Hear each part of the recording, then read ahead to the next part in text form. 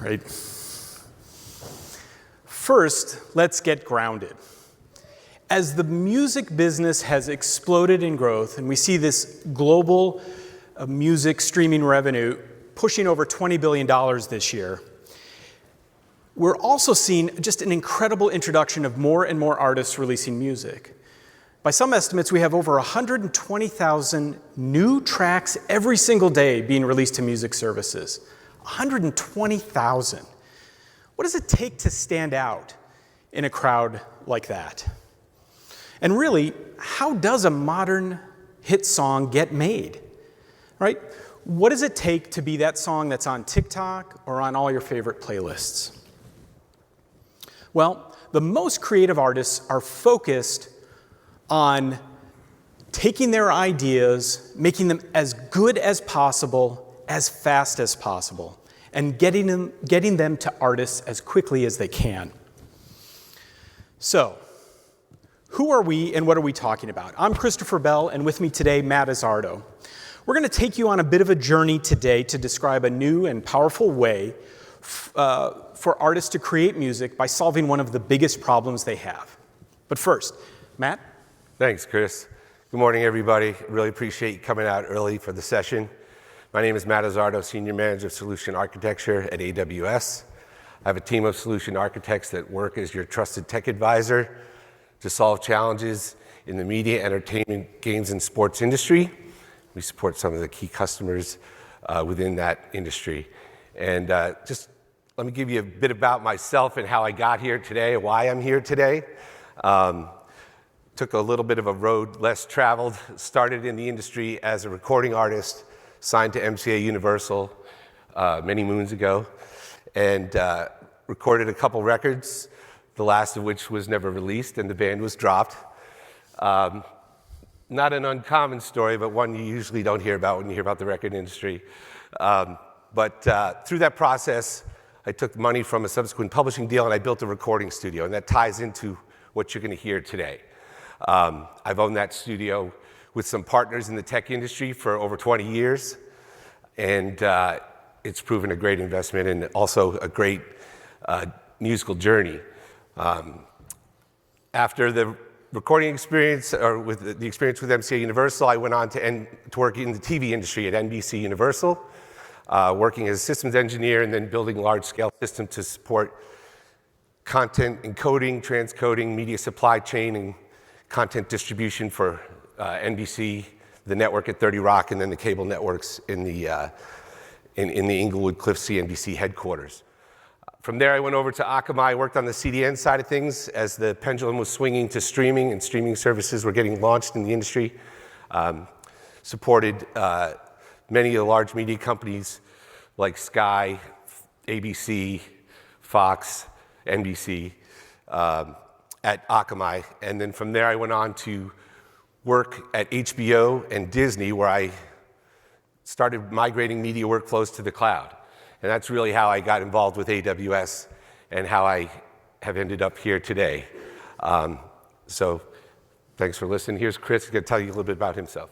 Great. Thanks, Matt. So I'm Christopher Bell. I'm the Global Strategy and Business Development Leader, and I focus on three elements within our media, entertainment, games, and sports group, particularly direct-to-consumer, which means our streaming services, audio and video streaming services, as well as our music and our radio industry. I came to AWS about 3 years ago after leading strategic technology at Warner Music, previously worked at Universal Music, and managed to get in Sony DADC and DirecTV in between. So I'm very excited today. But one of the things that I want to start, maybe just to get a little bit of a feel for folks in the audience, how many of you have either worked in a studio as a performer, engineer, producer, by just a show of hands? Great. And for those of you who didn't raise your hands just now, how many of you are solo creators or aspire to be creators or are hoping to create music? That's great. Awesome. Thanks for that. I appreciate the context. It's a little bit helpful for us just to make sure we're aiming things in the right way. So I want to start by just thinking about how music gets made today, right? Most music today is a collaboration of artists working together with producers and engineers and songwriters. Now, how does that happen? Well, it can happen in large professional studios, just as the sort of what Matt described. It can happen in home studios, or sometimes in smaller venues like writers' rooms, rehearsal spaces, and other practice spaces. But it's a challenge because obviously you have this combination of different places, facilities, different ways that artists are producing music and trying to work together. But again, that core element is collaboration. It's a partnership across multiple performers, songwriters, and the producing staff that work together to produce a great hit. That's what makes the difference, and that's really a driving trend in the industry for artists to work together. Because remember, we're competing against 120,000 other tracks that are being released at the same time. How do you make sure what you're doing is truly excellent? But what's the number one challenge with collaboration? Distance. Distance adds cost. Distance adds the bigger penalty, which is time. It slows things down. It makes it difficult. And in fact, in many cases, it takes artists that would like to work together and prevents them from ever collaborating at all. So, how do artists work around that now? Probably in some of the ways you can imagine. They travel, try to get into the same place. But that's only if budgets allow it or time allows it, right? It's difficult. And have you ever tried to be creative on a tight budget and a tight schedule? It doesn't bring out your best. So others try, what you might imagine, using things like Zoom or other video chat. But the challenge there is that that technology is not meant for this kind of use, right? I think we've all had the experience of being on a video chat where the video of one participant freezes, their audio goes silent, so you start kind of moving on without them, and then suddenly the video moves and all the words they said over the last 30 seconds come rushing out, right? The goal of those tools is to get all of the words across the line. It's not to actually allow you to work in a simultaneous, coordinated way.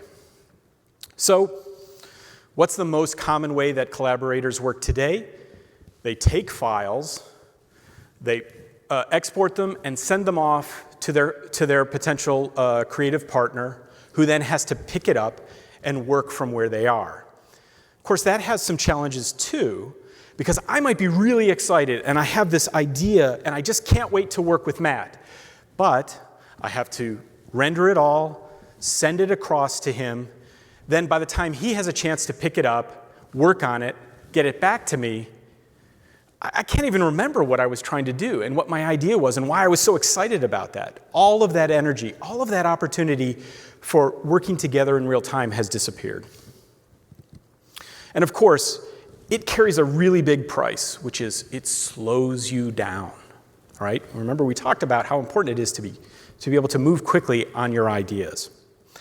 So if instead we had a way to bring artists together, allow them to collaborate in real time, and capture their work using all the standard tools that they're used to using at a very high quality, that would eliminate that biggest barrier to collaboration, which is that challenge of distance. And that brings us to where we are here today and what we're talking about today in this room. So, Matt, let me turn this over to you for a second to just sort of explain to us what that file-based process looks like. Sure. Thanks, Chris. So what you're going to see here on the screen is sort of the old school way of doing things, and what Chris described at a high level, I just tried to capture that in my studio on my workstation to show you how hard it is to capture lightning in a bottle when you've got to do this export and send and email and wait state. So here I am going through, opening up my Pro Tools session. You can use any DAW you like, Logic, Ableton, whichever your favorite tool of choice. I have a multi-track session here. I've actually built 16 tracks, bass, drums, guitar, scratch vocal. I'm exporting a stem, a stereo mix of the tracks, and I'm going to then select my bit depth and sample rate, 24-bit, 48K. You might want to work at 96K. The more resolution, the bigger the files, right? So that also increases the amount of time. I'm going to export it to a shared storage or a mounted storage that I've got in the cloud. I've got a mount point on my desktop. And then I'm going to send an email to my buddy Bob, who's going to add some guitar tracks. Here you go, Bob. Feel free to add whatever you like. Make sure when you export that track and send it back to me, it's set at 0, so it's time aligned, so I can line it up with my other tracks, so I know what it's supposed to sound like. And then save the session, of course, always save the session, and then check for that mount point. Here I'm using Lucid Link to mount. I can mount an S3 bucket. You can mount your cloud storage, and away you go. And then I've got to now wait for Bob to do his part and do the same thing in reverse and send it back to me. So that's sort of a laborious and long process and something we want to eliminate as we move forward and try to innovate. Chris? Thanks, Matt. And again, the key element here is none of that supports creativity, right? All that overhead interferes with the process of collaborating with others. And that brings us to our customer today. Universal Music, UMG, is the world's leading music company. It is a leader in recorded music and music publishing, merch, artist services. They're home to some of the world's most successful, most famous labels like Republic and Interscope, Def Jam, Deutsche Grammophon, EMI, Capitol Records, Island, one of my favorites, is a home of U2 and Bob Marley. All of these, world-famous labels producing the world's leading music. Also, they importantly, here in this story, they also are the owner of some of the most iconic studios in the world, like Abbey Road in London, East Iris in Nashville, and of course Capitol Studios in Los Angeles, in my hometown. They operate in over 60 countries around the world, and they have the same kinds of problems that we've been talking about for their artists. The artists use all of these same approaches and a mix of them to try to collaborate, work together to produce music. And the customer came to us with an interest in how can we better support artists working together and to encourage that kind of magic, lightning in a bottle kind of magic that happens when artists can immediately work together and work. So really the fundamental question becomes, how can we work together when we're geographically apart? So there's one last thing I want to bring up because some of you are probably already thinking about this, which is we have a speed limit, the speed of light. So when we start talking about distance and collaboration over miles instead of over feet on a stage, we have to think about how data get pushed. So I'm sure you're all familiar. The way data moves over long distances turns into pulses of light sent over fiber optic. It can't get there any faster than the speed of light. But how much delay does that really put in? When we start talking about distances, say, between New York, Nashville, that's about 4 or 5 milliseconds each way. But talk from, say, Los Angeles to Las Vegas, that's 1 or 2 milliseconds. So what we're trying to do is get as close as possible as we can to that limit by making the entire process as efficient as possible, right? So over a few hundred miles, not a problem at all. And we'll talk a little bit more about the details of the latency. When it does become an issue, and so it's worth keeping in mind, is let's say you have someone in New York, someone else in Tokyo. That's going to be a challenge. You have Sydney, London. So there are some practical limits, but they're far less than you might imagine. So now I'm going to turn it over to Matt to go a little bit deeper into the business and technical requirements of the solution. Thanks, Chris.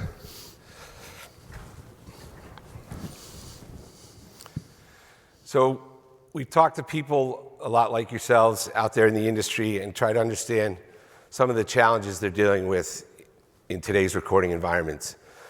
Think of that studio you see there on the screen, Abbey Road. It's a picture I took when I was over there in London. As Chris was mentioning, one of the most popular studios in the world. What it will cost to fill those chairs with musicians. Not only the travel costs, but then reserving the studio for the day, or in many cases, multiple days. Studio cost sessions for a studio like Abbey Road can be anywhere between $1,500, $2,000 or higher per day. If you're doing a major label record, you might need that studio for 20, 30 days. So you do the math on that, the numbers start to add up. It can be expensive. Also, the flexibility of artist schedules is a challenge these days. As most of you know, a lot of the revenue comes from live performance. Artists are very busy out on the road, trying to get them to line up their schedules for a key collaboration, whether it's in Nashville, London, New York, or LA, can be difficult. So we want to address some of that. And then using the tools you like to use, integrating with your favorite DAW, like I was mentioning earlier. We want to make that a seamless experience and provide you the options to have the tools that you like to use and do that in a seamless way. So let's talk about the technical requirements that go along with the business drivers. Low latency is key for everything we do in the media industry, but in this case, it's paramount. You need to have latency somewhere in the order of less than 20 to 30 milliseconds. If you think about audio in this room, it's a large room, but think of a large stage, you'll hear a slapback. It's like 10 milliseconds. You want to be able to work within that range if you're doing simultaneous or real-time collaboration with artists. You also want that high-quality audio. We're talking about top-tier talent here. We're talking about the target audience for this solution is top tier in the industry. We want the highest quality, so highest bit depth, highest sampling rate. Bidirectional audio is key. It's okay to listen to what's going on, but you also need to talk back, and that needs to be seamless real-time exchange. So you want that bidirectional audio to feel natural between you and the artist and the other artists, between themselves. And then file storage, as I was talking about earlier. We love to save every track. If you've ever done sessions, you might take you 7, 10 takes to get a song or to get a track where everybody lines up and has that magical moment. Sometimes you combine takes together. You'll take the beginning of take 5 and edit it with the end of take 6. So we want to be able to store all that with the right metadata and archive it for later use. And then you want unified communication. What I'm talking about there is a headphone mix. Everybody has to have the same mix. It should feel natural. They should have control of the balances in that headphone mix. And then the talkback from the producer should also be available in that mix, much like you would have in a conventional or traditional recording studio. So what if we put together, rather than a serialized process like I showed you before, a parallel process with a hub and spoke model with the cloud at the center. So you have location A, B, and C, artist, producer, and writer, all collaborating in with the cloud as the hub.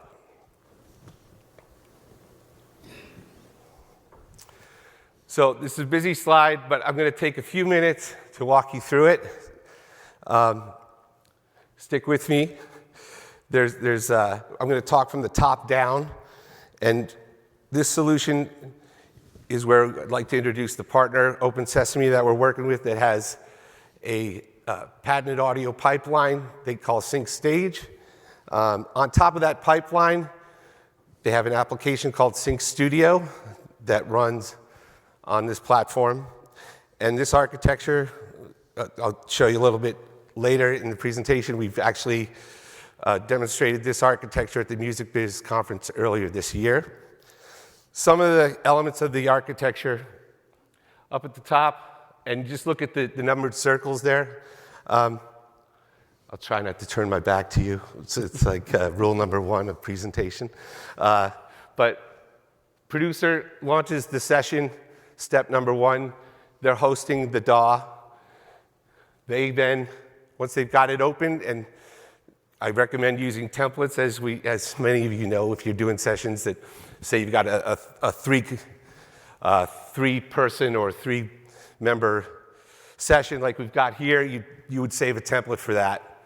Then step 2, the producer invites the artist and the writer into that session, sending them an invite code.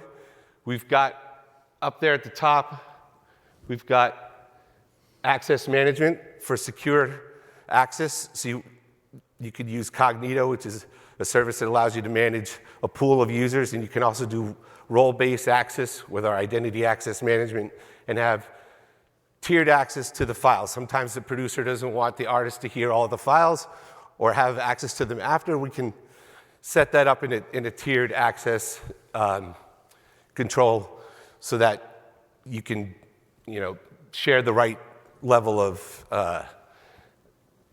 tracks. And then step 3, once they're into the session, they've got their code, they've logged in, they authenticate, and we move on to the actual session. The session will run by the producer, step 4. They're setting levels, they're making sure that they've got the connectivity, they're setting up the audio bridge. So if I've got 3 components here and each individual is going to do a stereo track, we'd create a bridge, in this case, of 6 tracks to handle the bidirectional audio throughout the pipeline. Then the session files, once they've got the level set, the producer can launch the session, communicate with the artist, set the headphone mix, and start recording. Session files are written to block storage, will be written to the block storage post-take. So as the session is happening, the audio is streaming, and then the files get captured and stored in block storage. Later, that can be sent to S3, or our simple storage service, and archived there. So that is steps 5, 6.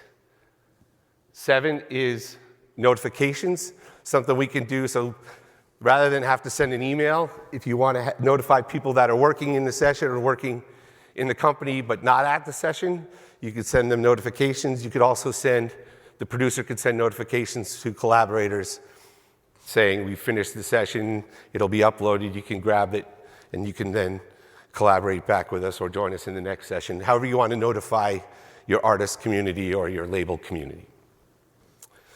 And then lastly, I've got at the bottom there, archive. As I was saying earlier, we like to save everything.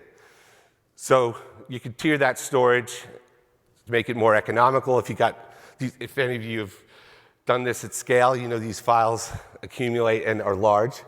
So we're talking gigabytes and beyond, terabytes in many cases, if you've got multiple projects. So you're going to want to store that and tier that in a way that is economical, and we can do that at AWS through our S3 and tiered storage. Lastly, what I'd like to show you is a video of that activation. So what you're going to see when we roll the video is the Music Biz presentation, or the session that we did with Andy Wood, as a guitarist out of Nashville, working with a violinist, Eli Bishop, also out of Nashville. And Andy is at Union Station, which is downtown Nashville. Eli is in East Iris recording studio that Chris mentioned earlier. And then I'm hosting the session in Hoboken in my studio with producer Dave Paracco, who's worked in the industry for many years and also works at Verizon and helped partner on some of the networking that we employed here. So, and of course, Open Sesame partnered with us here, offering up their sync-stage pipeline, and Calent was a partner working with us as well on integrating. So with that, if we could roll the video. We're rolling, so whenever you're ready, guys. I'm looking for a thumbs up. So you'll see on the screens there, me and the producer Dave on the left, East Iris is on the right, On the other screen, there was my Pro Tools session behind Andy. Andy is playing live. This is Eli playing violin in East Iris. The song is called Cherry Blossom, written by Andy Wood. Thank you, Andy. And thank you, Eli, for your talent and your time. And then we've got the headphone mix and talkback, and there are 2 tracks you're seeing that progress across the timeline in the session.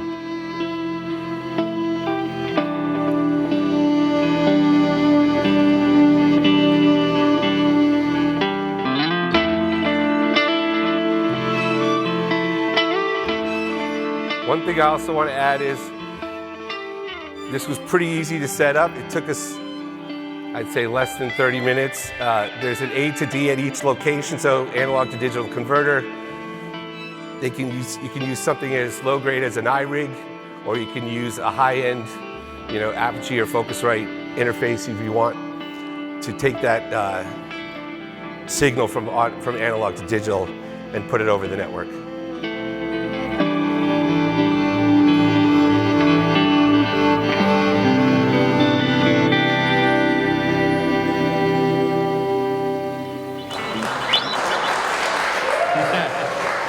I thought the show was fantastic. It was really cool how there was no latency that you could actively see. It did seem like the producer was also really getting into it, and it seemed like it worked well. This is kind of the frontier of remote working for the music industry. It's very beneficial to have producers and songwriters collaborating in real time.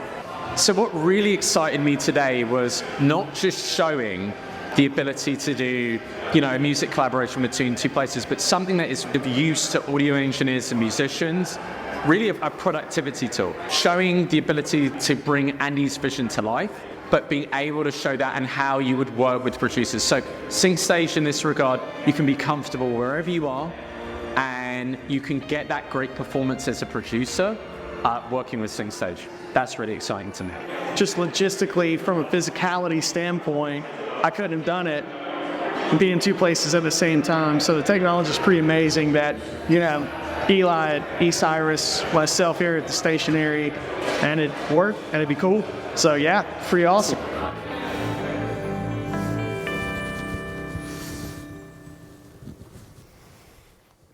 There you have it. Back to you, Chris.